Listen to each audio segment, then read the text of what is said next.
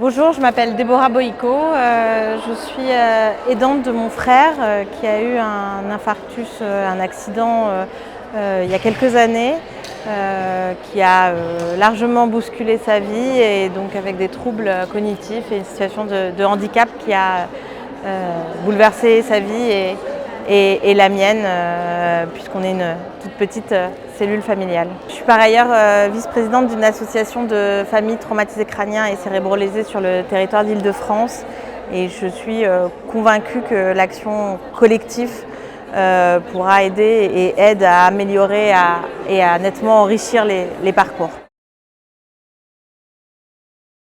Je suis convaincue du besoin d'élan et de nouveaux projets pour venir enrichir ce qui peut être fait pour les aidants, pour aussi alimenter cette chaîne des vulnérabilités qui a été évoquée aujourd'hui.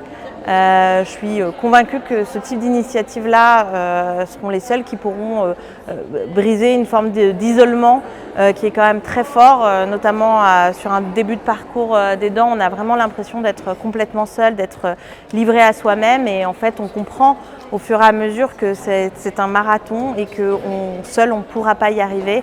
Donc d'avoir des projets et de se mettre en réseau pour les identifier, pour valoriser des initiatives qui puissent vraiment nous apporter un changement, nous apporter à nous et aux aidés et à l'ensemble des nôtres une nouvelle impulsion et un nouveau souffle, c'est fondamental, j'en suis convaincue. Ce que je retiens en premier lieu, c'est la lucidité commune qui se dégage de l'ensemble des membres du jury. Il y a vraiment un vrai partage qui se crée, une hauteur de vue qui a rendu les échanges particulièrement fluides.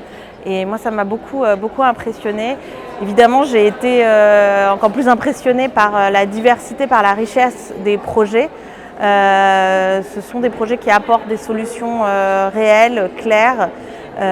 Souvent, ce sont des projets qui sont portés par des aidants eux-mêmes, donc forcément au plus près des usages et des réalités pratiques et des obstacles, des difficultés auxquelles on peut être confronté.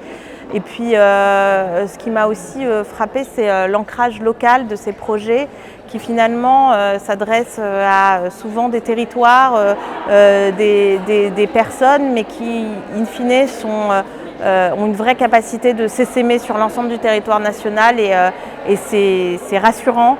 Et une fois n'est pas coutume, ça invite à l'optimisme.